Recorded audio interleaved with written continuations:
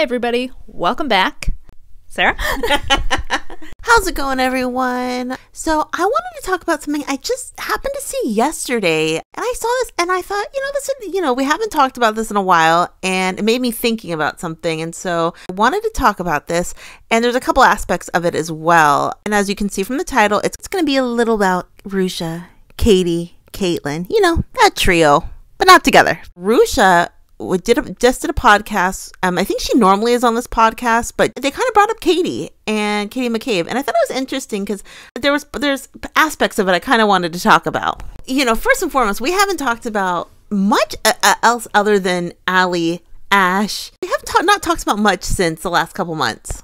We haven't talked about even like Viv and Beth. I don't think we've made a Viv and Beth video in like 4 months. But I wanted to talk about this because I thought this was very interesting. So yesterday, Russia and her teammate on Ireland, Lucy Quinn, 90-minute football, which I think it's like they do a lot of things. They do podcasts on it. They do interviews, and they're one of the people who have a segment on there of doing a podcast together.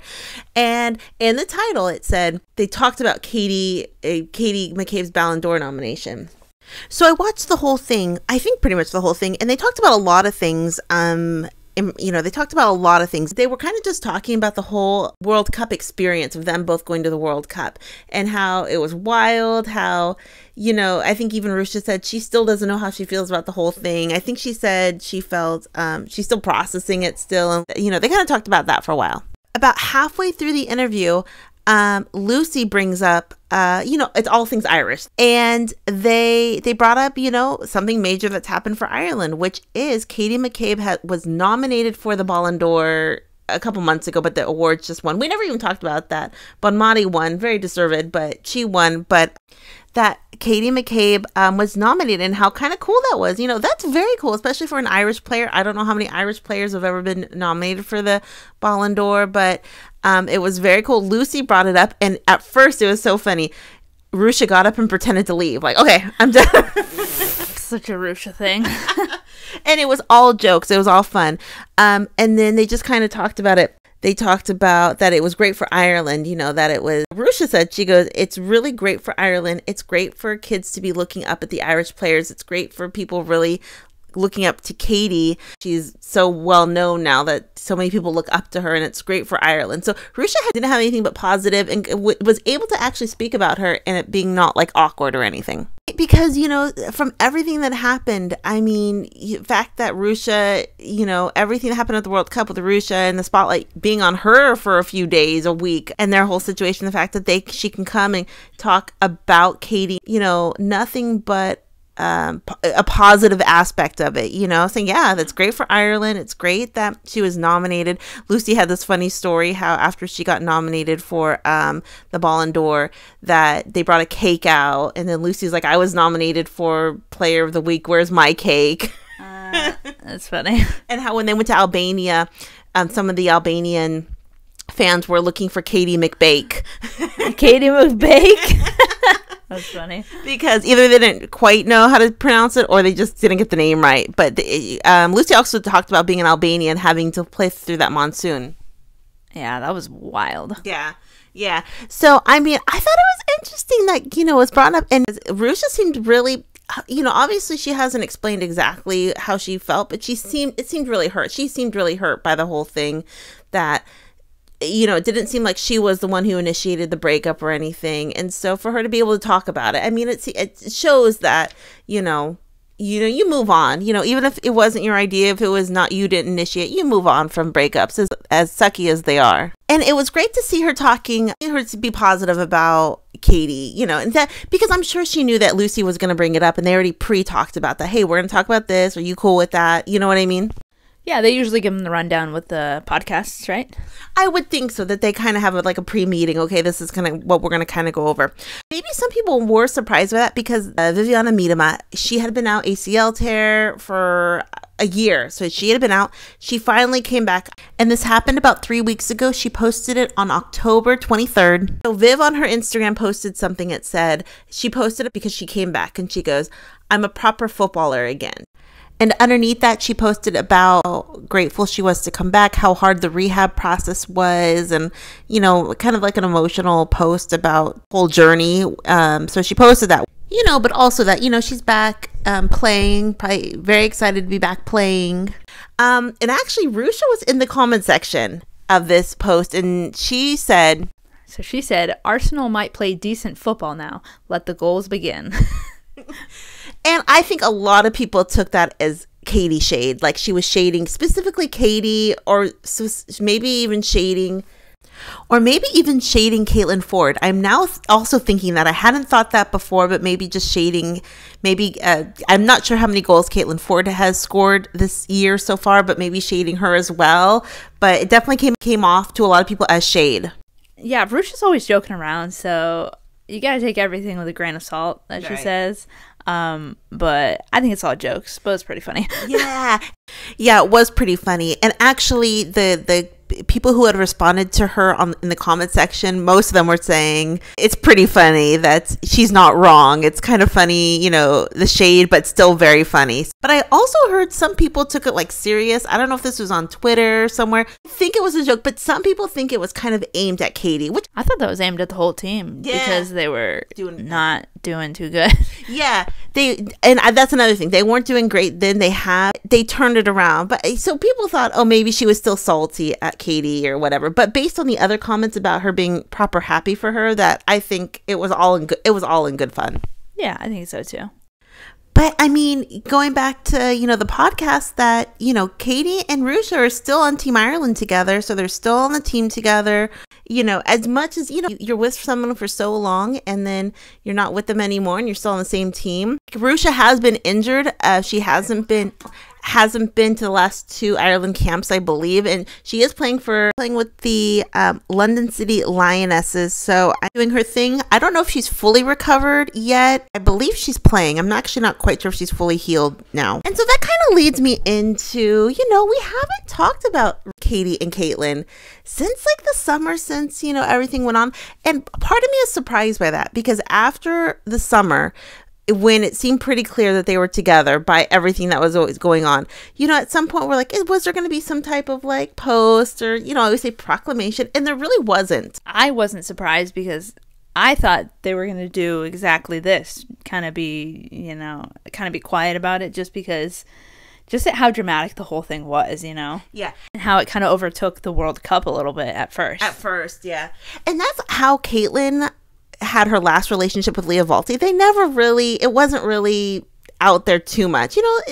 They were together. They kind of posted a little bit together, but it wasn't anything overt. You know what I mean? And I think Caitlin, she seems very quiet like that. She seems very low key, very reserved in that way. So, and I also think, I was telling Sarah this, I think that there was a period of time, 4 years, 5 years, where coming out in a relationship or coming out as LGBT was important to show everyone, hey, so people don't feel alone, that, you know what I mean? There was a really big effort in the last couple years to really, you're not alone, we're just like you.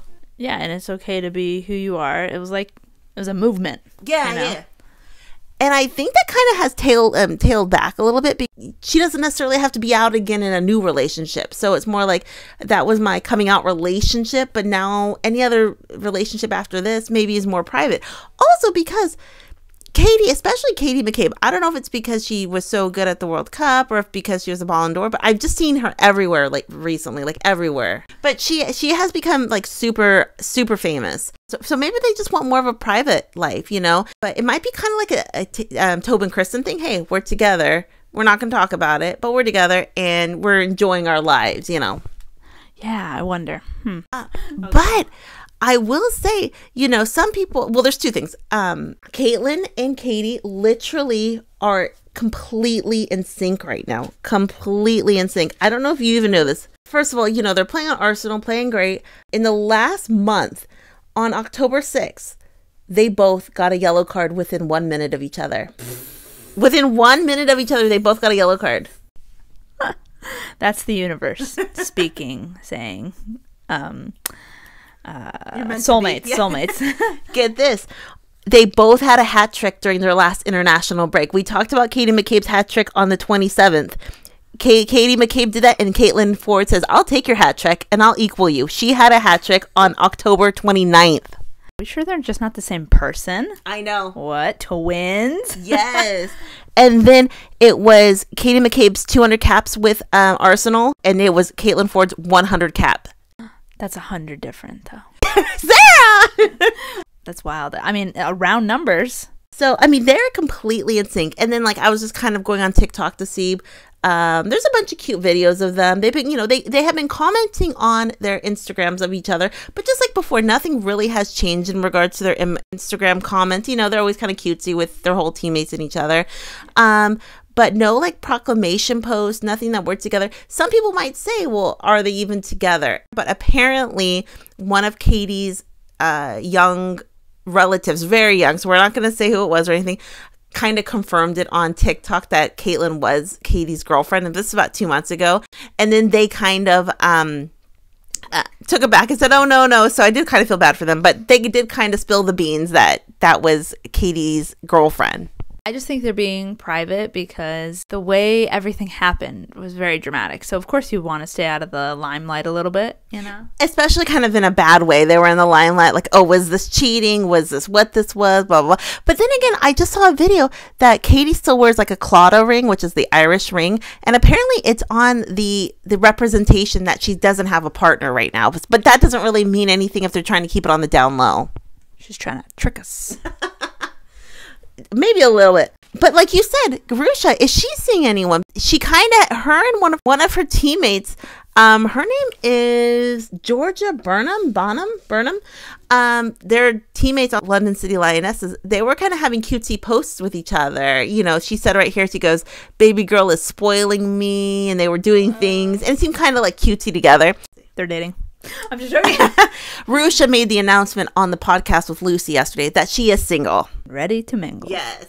A single Pringle or single ready to mingle. So ladies, line up. Yes, that's what they said. Rusha said in the comment section, put your info. So Rusha is still ready to mingle right now. And seems pretty open to date in the field. I love how open she is about it. I know. She's not afraid to, hey, that'd be me if I was her, You never know where you're going to find your love. But yeah, there's no real updates on Katie and Caitlin. There are some really cute pictures of Katie gave her shirt to a fan, and then Caitlin was holding her jacket for her. And just kind of cute moments they had looking at each other. And also, Caitlin went to, during the international break in September, I believe, she went to Katie's match, the Ireland match. And also they were seen at a Ireland rugby match together. So they're definitely out there doing stuff, being together. You know what I mean?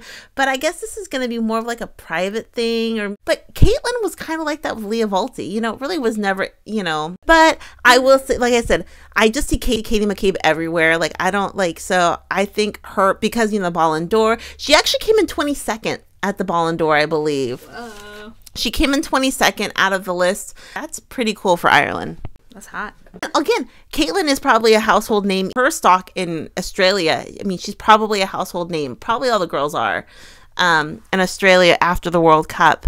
So it's very cool to say. But did everyone see that? It was great to see Rusha talking, being able to talk about Katie in like a positive way, or even kind of bring her up, because it can still be awkward if you kind of don't want to bring up if you don't want to talk about something that everyone, what I mean? It could be awkward.